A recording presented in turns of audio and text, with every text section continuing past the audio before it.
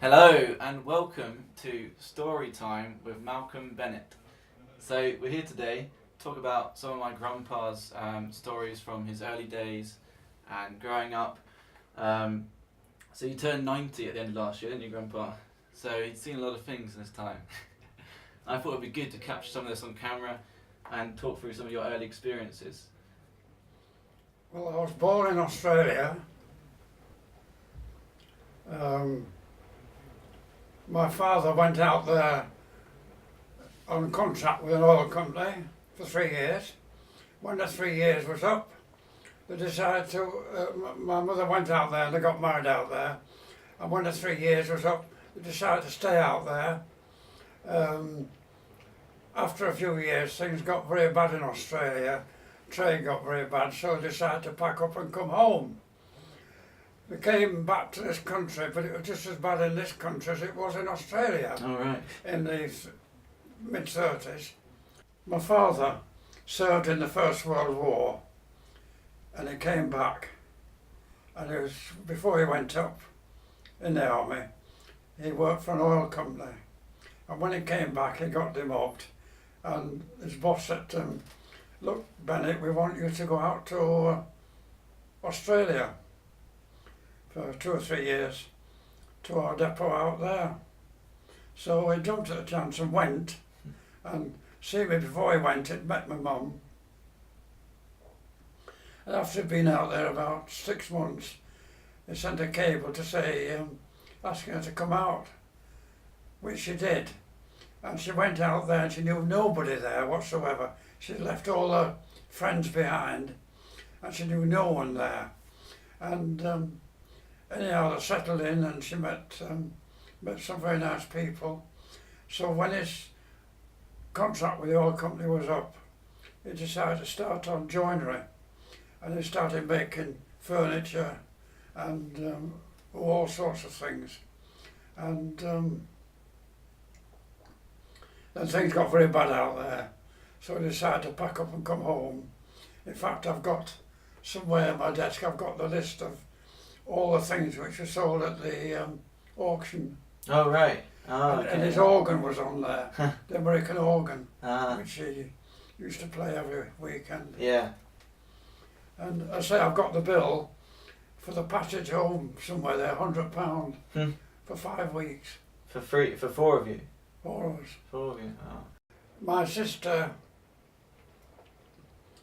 was ill on the vote, and she had to have her throat painted with iodine. She had a bad throat. My sister. What were they painting your throat for? In those days, iodine was used if you had a bad throat. Oh, okay. And it was painted. Coming through the Red Sea, I think it was Red Sea, she lost her teddy bear overboard, and next minute she looks over the side of the ship and there's a shark or something gobbling it up. Oh, really? So that was end of teddy bear. Ah. We arrived in Ceylon, and all the lights were out. As soon as the boat arrived, all the lights came on, and all the market people opened up the stalls, and the people from the boat went ashore and bought various gifts and so forth. Oh, right. And then we came through the Suez Canal, and from the Suez Canal back to this country, it wasn't quite an eventful journey as it was previously, but they arrived in this country and they found things were just as bad in England as what they were in Australia. Oh, right. They arrived in this country and they found things were just as bad in England as what they were in Australia. Wait, so going back to your Australia times, I remember you speaking about the Aboriginals that you'd seen. Aboriginals, like the native people that you came across? Yes. We used to go for picnics in the bush, and we sat having our picnic, and all of a sudden we looked round and these eyes staring at us through the bushes. It was these Aborigines. Oh, right. Wanted to know what was going on. Ah. And yeah, they were quite a friendly lot. And then I say Christmas Day, we had our Christmas dinner on the beach. Wow. Don't get to that over here, do you? No. My father had an organ, and every Sunday afternoon we used to stand down the organ and sing hymns.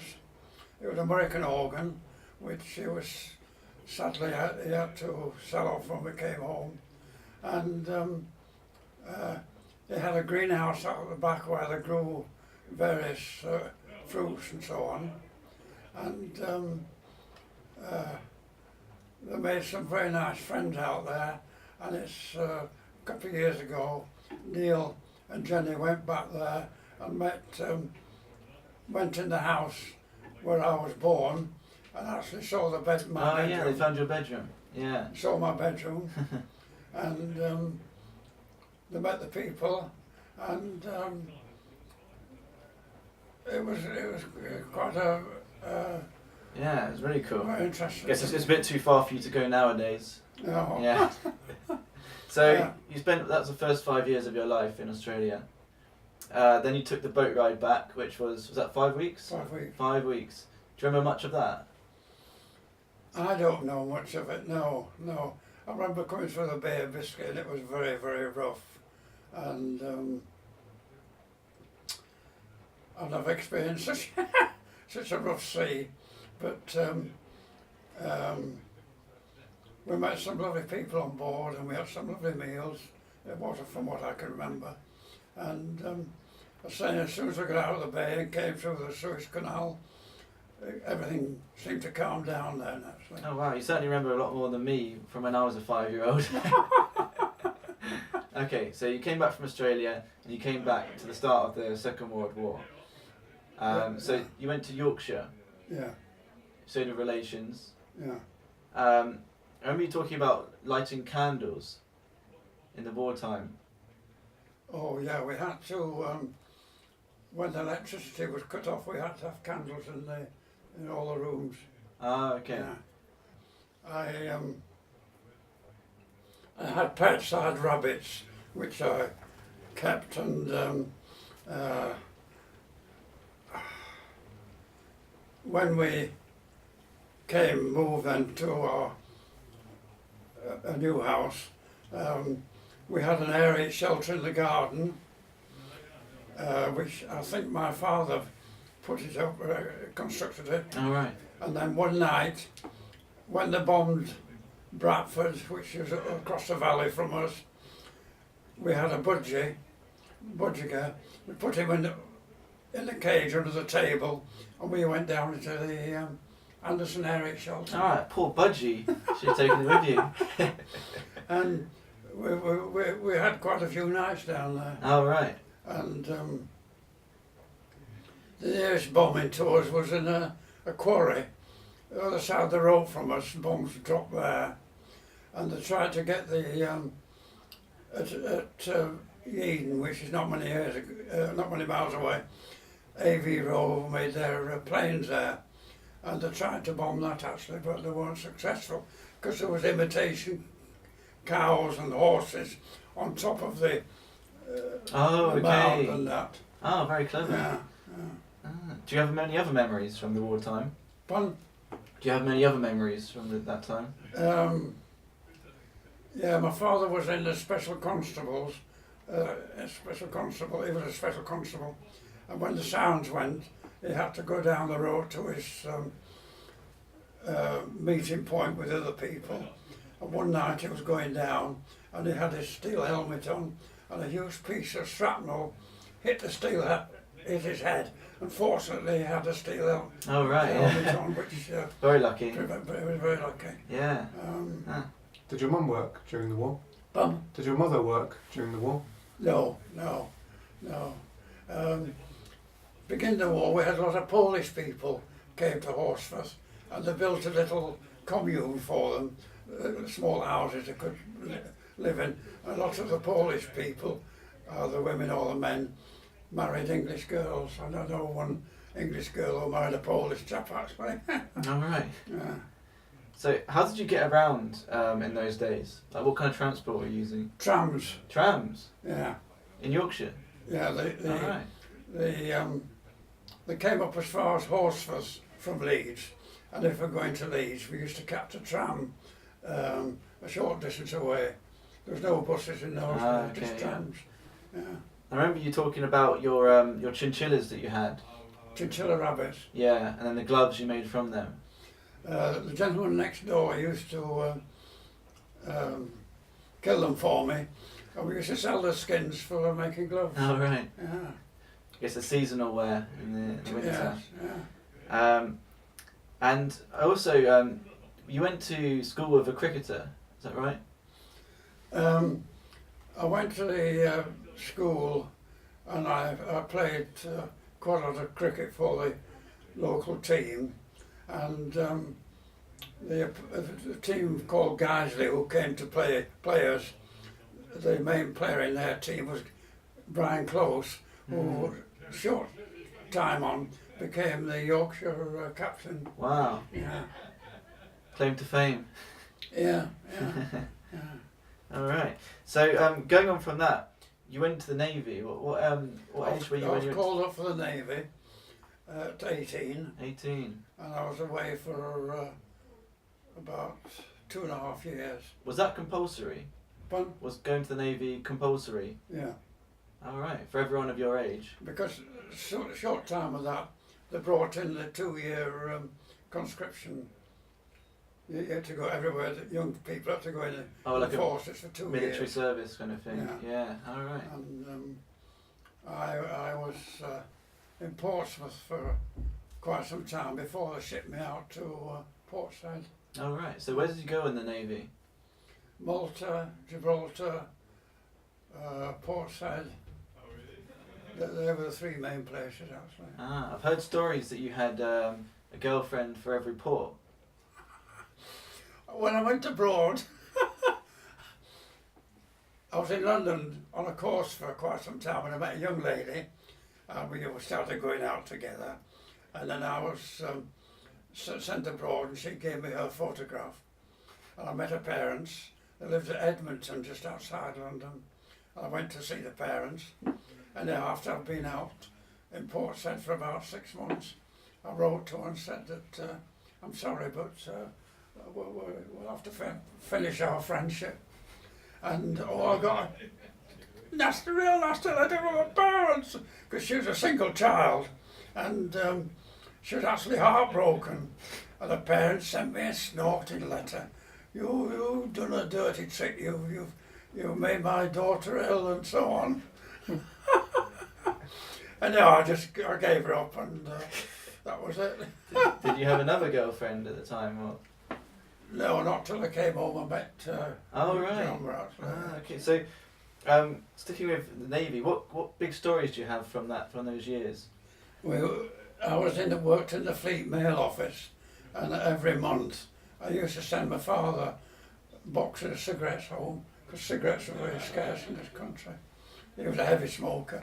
I sent boxes every fortnight, and the Fleet Mail officer, the chap in charge, was a Scotsman, and it was very good to get on with actually. Yeah. What was your role in the Navy? I was a leading writer. So what did you do? I was the next step up was a petty officer, and that about October time, November time, I had a chance of being home for Christmas. So I took the chance and came home for Christmas. But my friends, they went on to Malta and they got their petty officer's badge. And I've regretted ever since that day that I didn't do the same thing, because I would have come home equivalent to a sergeant major in the army. Oh really? So you missed out on a promotion there from going home for Christmas. They went to Malta and got their petty officer's badges. Yeah. When you went on a mission in the Navy, what was your sort of job as part of the? What did you do? When I was in Port Said, I was in the Fleet Mail office, Yeah. and I had to, as the boats came through the canal and the aircraft carriers, we had to take the mail on board for the for the sailors on board actually. The mail came out by air from England, and it was dropped off in Port Said, Cairo and that, and we'd take it on board. Oh, okay. But I had one interesting experience. We had to go into the desert to pick up the mail from the army depot, and I drove a Dodge truck, left-hand drive. I had my arm on the side of the truck with the window open, with a watch on, and a flipping Arab came running up alongside the truck and whipped my watch off my arm. All right. I'll never forget that. Was he on a camel? Was he on a camel? No, we were driving slowly through the desert, and he just came running up alongside and pulled it off. Should have shot him. Yeah. So. Did you have guns, have you? That was a Swiss watch as well. Ah. It'd still be working fine today. There's probably some Arab using it over there. That was in Port Said, actually. Going from Port Said to the army depot. I forgot the name of where the army depot was, but it was somewhere out in the desert, actually. And so then with the sunburn, that was you were painting the side of the boat, is that right? And you got really sun. Yeah. What was the story behind that? Well, in the Navy, it's an offence to get sunburned. If you got sunburned, you could be in trouble, actually. And you got sunburn. I got sunburned. So did you get in trouble? I had to appear in front of the commanding officer. Oh really? And that was from painting the side of the boat, Yeah, topless. yeah. Alright. But my first port of call from England was Gibraltar, and we arrived there at Easter, and quite a number of us were allocated to paint the ship's side. Mm. And I say that's when I caught the sun, actually. Did you check for mines as well sometimes? But Did you check for mines on the boat? no, the mines were not in evidence there, actually. You see, I was there in 45, 46 when the war was nearly over, actually. And I was called up in 44, and I came home for Christmas 47. Did you choose to go on a boat and not like a submarine or something? No, we were allocated. I Okay. had to go down to forgot that port down there where they had their depot, but we were allocated to a cruise with the Mauritius, and I took passage on the Mauritius for a month, about a month or two. Actually, Oh, to get to the depot. yeah. They dropped us off in Malta, and then I joined a frigate, a small boat, which I was on for quite a while until I arrived in Port Said. So what you say you're in the Navy for, was it 2.5 years? Yeah. And then following that you returned to the UK. Where did you go? Why did you stop being in the Navy as well? Well, I had a chance of being demobbed, where you could come out or stay on longer, and I decided to come out. I thought it'd be nice to be home for Christmas. Yeah. And we docked at Liverpool, and if you want to go a step further, my sister went dancing quite a lot at the local dance hall, and one Saturday night she said, there's the area wardens are holding a witch drive and dance, we'd like to go to it. I said, oh yes, I'd love to go. So I went, and I joined, I played whist, and who should trump my trick on one of the tables where it was my future wife. Wow. And that's how we got to know each other. And I said to her, the cinemas that started opening on a Sunday night in Leeds and other places, I said, would you like to go to cinema on Sunday night at the Odeon? She said, oh, I'll have to ask my dad. So she asked her dad, the dad agreed to it, and went to the cinema on the Sunday night. That's how we got to know each other. Wow. So that was soon after the Navy. Yeah, that was the mob then. What happened when you asked Kathleen's father if you could marry her? Oh dear. I had a lot of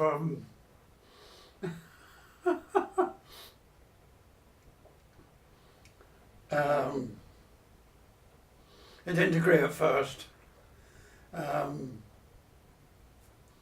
but then I think Kat's mum talked him into it actually. But he was very strict, and they had to be in at a certain time of night, otherwise they're in trouble. And he worked on the rail. He worked on the railway. He was a commercial manager, and I used to join him on a Sunday in the old Ball at Horse, a pub. Used to call in there for a drink. He went to church on a Sunday morning. On his way back from church, he called it a pub for a drink, and I used to meet him there. Oh, okay. So he was okay when you asked if you could marry her. What was his reaction? He wouldn't agree to it at first. He thought she was too young. He Oh, thought right. we were both too young. But then his godmother must have talked him into it and that. Ah, okay. She was in the Guides. She was a lieutenant in the Guides. So what were you doing when you were out? What kind of job did you get? In the Navy. No, once you're out of the Navy. Oh, I went to a family firm in Leeds called H. Brammer and Company, who made transmission belts. Oh, okay. For driving machines, you know. Yeah. So you were there for quite a long time, weren't you? I was there they sent me down south after about 9 months. They said, would you like to go down south? This was before we were married. We'd like to go down south and be our area manager down there, which I came down, and Kath came down a few months later because she had an aunt who lived in Slough, and she stayed there, and we saw each other quite a bit, and we got married. We got married, and when she first came down, she was very homesick. Oh, okay. Been away from home, and Yeah. now she soon settled into the routine. So that was in Slough. Yeah. How long were you in that job for? Um, How long were you in that job for? Oh, about between 30 and 40 years. Wow. Okay. Yeah. What stories do you have from those days in that job? I remember hearing about one under a train. Oh, we got a contract from British Rail to fit these alternators, and my boss sent me up to Euston, just above Euston. The train's coming from Liverpool, and there was something wrong with the alternator. He said, you've got an hour to get this right, and I had to go under the train, and I got under the train to fix the alternator and that, and the people who cleaned the train emptied the toilet basins threw into the train. I got a shower. I'll never forget that. Yeah. And when I got home, my dear wife rang the boss at work at my phone and said, told him off because we were going away next day. And I came back looking like a beggar. Were you quite hands-on with the work? Like, as in if like something broke, you could fix it. You knew how to fix it. Yeah, I got an hour to fix it because it was back on its journey to Liverpool. And British Rail said this has got to be finished within an hour. And I just had to get under the train and get on with it. Well, like a screwdriver or something. Well, we had special tools, yeah. That was a screwdriver, Phillips head. And what's that story about that time when someone didn't pay you, so you had to go around and get the stock? Paid what?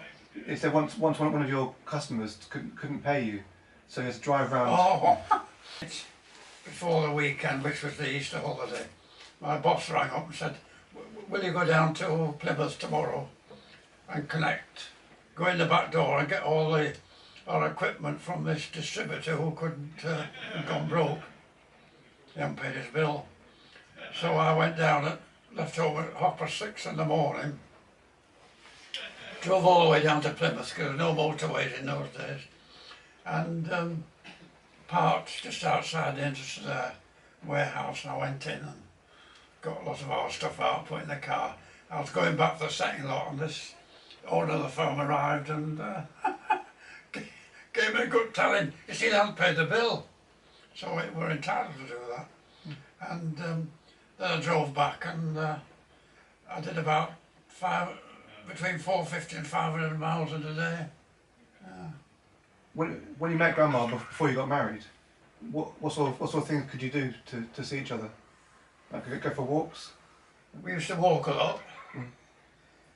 We used to go to the cinema. Because she was a girl guide. She was a lieutenant in the guides. And she worked at the local council offices, which were in the park. And we used to do many walking. We used to do a lot of cycling in the Yorkshire Dales. We used to go up to Grassington and places like that, cycling. Did you cycle down near Slough as well? We didn't cycle in Slough, not in Slough. So traffic was so chaotic and that. And then when you got married, you could move in together. Yeah. And my best man was the chap I was in the Navy with, whose picture's in the kitchen on that picture of the three of us. You see, we had a Scottish regiment was stationed in Horsforth during the war, and Kath, my sister, met one of the boys from the army and started seeing him, and she didn't come in till late at night, and that didn't go down well with my father. And then she met Jack, who was he was a pet officer in the Fleet Air Arm in the Navy, and she met him, and they got married, and his parents lived practically opposite us in Broadway. Well, when you bought your first house, Yeah. How easy was it or hard? We had a house built at Harefield, but we were only there for 3 years because it was not in those days. There was very few shops in Uxbridge or Watford, and Kath used to get on the bus to Watford and do a shopping there. But we had some nasty neighbours, and they had an Alsatian. And when the children were young, we had a chain link fence at the back.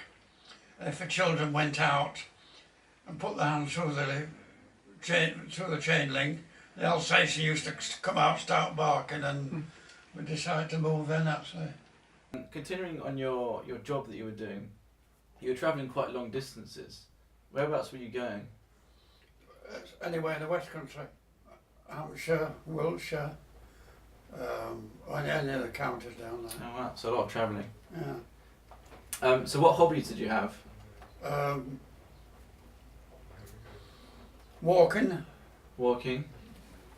gardening, keeping rabbits. This is going back many years. Yeah.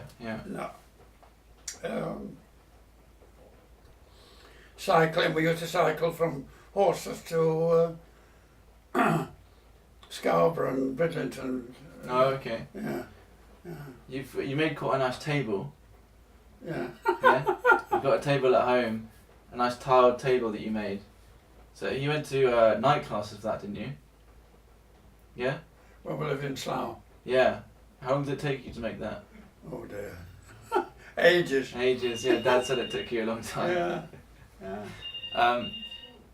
But your father was quite a He was a carpenter by trade. yeah. He made all the bedroom furniture. Oh wow. Yeah. Have you got much stuff left from what he No, made? No. All right. Uh-huh. Yeah. He made the dressing table, the wardrobe, the chest of drawers. They never bought bedroom furniture at all. All right. Yeah. Ah. Because I always thought you were taking after him, actually. I did. Yeah, that's right. I'm not a bodger like my father. It's a I made generation. some quality chicken hatches there. Oh. You Okay. did interview. I'm just being interviewed at the moment by your dear brother. He's got the camera. He's got the cameras on me. Last section to the interview, Grandpa. Right. This is on children and grandchildren. Right. And so you're living in Slough, Judith and Neil. Yeah. What have you got any stories from their early years? Well, Joyce was born just before Christmas, and oh, it was we shared we got the ground floor of a flat of a very old building, and the owner, the old lady, lived upstairs. Alright. And if she heard a whimper or crying from Judith, she used to come down, think we were ill-treating her. And we said, no, she's only a baby, and she cries if she wants some food and that. It was pretty grim living there, actually. And it was then that we moved out to Harefield from that house, from that flat. And everything seemed to be dinky-dory out there until we had a problem with neighbours. And we decided to move back to Slough, and we moved to Linwood Avenue, which was quite a nice house. It was a tree-lined road, and that we've got a picture in the bedroom of the tree-lined road, and that's where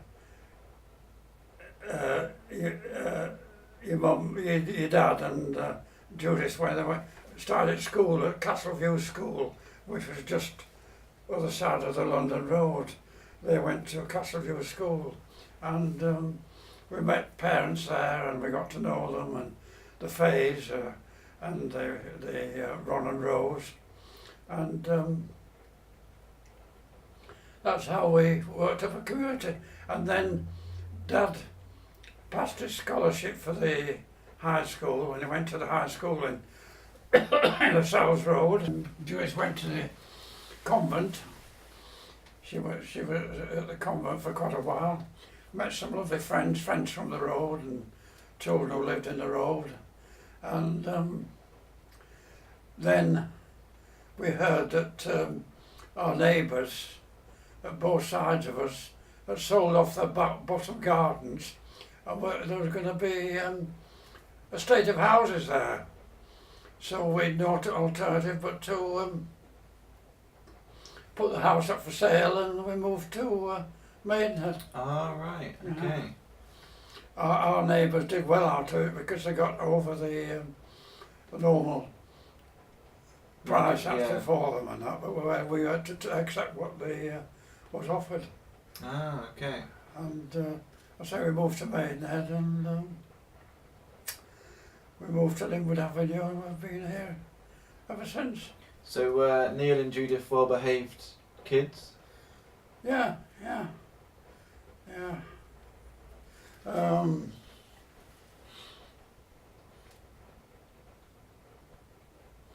Yeah, Joyce might have been a bit obstropolous at times, but she was good on the whole, actually. And she got to know some very nice friends at school and that.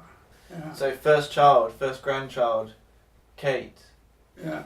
Well, how was that when you had your first grandchild? Oh, that was marvellous. That was marvellous. I'll never forget you when you were born. Mum didn't want to stay in hospital. She wanted to come home that day. Oh, right. And she did. I was a big baby as well. Yes, it was. I remember being in the ward with her, and she was holding you and that. And we thought it was a bit foolish coming home the same day as you were born. Anyhow, she got away, actually. Oh, I guess that was her third one, so she's a bit of a veteran by then. Yeah. What was Neil like in his teens? Or his teens. Yeah. It was very fair. Fair. Judith was the opposite. She didn't get her own way. She, like you knew. But the dad was very calm and collective. Right. Right. Well, that brings us to the end of the interview. Thank you very much, Grandpa, for your story time with when will Malcolm it be Bennet. on the screen? It'll be on the screen when I find time to edit it, but it will be on the screens in 2018. Yeah. Yep. Yeah. So thank you very much. 2018. It'll be released in 2018. I hope I'm still around. Well, thank you all for tuning in for Storytime with Malcolm Bennet. I realised there's one part we missed out, which was present day, and what you're up to nowadays, how you're feeling. So how are you nowadays? Oh, could be better. Could be better. Yeah. You say you feel a few years older. A few years older, yeah. Since 90. Since 90. Yeah. Yeah, because you were peak condition on your 90th birthday. Yeah. Then you had a fall, didn't you? Yeah. Now you can't drive. No, I can't drive. So how is it not being able to drive now? Well, the fact that I can't change the gears with this arm, actually. Oh, okay. Yeah. I decided to give up driving. Actually. Yeah, probably a wise decision. Yeah. But how are you finding not being able to drive now? Not bad, because I've got the taxi service into Maidenhead. I've got friends who give me lifts to church and that. Yeah. And I'm hoping to get back to walking again up at Clevedon. Oh, okay. Well, the reason I haven't walked is the weather. Mm. That's the main thing. Ah, actually. okay. But now it's getting lighter at nights and Ideally warmer and drier. I'll start walking. Not quite yet, but I think we're very close. Yeah, yeah. So you're looking forward to the summer then? Yeah, yeah. Yeah. Yeah. Me too. Because we used to walk a lot in Windsor Great Park, and I miss that actually. Mm. But other than that, I've kept busy in the house actually. Yeah. Yeah. And you've been doing a lot of activities outside of the Yeah. house, haven't you? Yeah. I go to the Alzheimer's organisation on every Tuesday, every other Tuesday. I go to Stubbins for the meal every 2 or 3 times, twice a month. And I started going round the corner to the meal they have there on a Thursday. Yeah. So yeah, you're feeling older, but I think you had a few falls recently, haven't you? But you're on the mend. Yeah, yeah. I'll never forget that time when I had to go into hospital for a second time and you came in the ambulance with me. Yeah. It was a dreadful day, that actually. Yeah. Well, it was a bit of a shock for us when we there was no answer, and then we came in the house. Found me in the bath. Yeah, and you're in the bathtub. Yeah, not really sure what you're doing there. And now they've got that working now, it should be. Yeah, that looks quite an interesting contraption they've got there. Yeah. Oh yeah, there she is. Yeah. Mother's there. Right. Right, thank you. Yeah, thank you very much.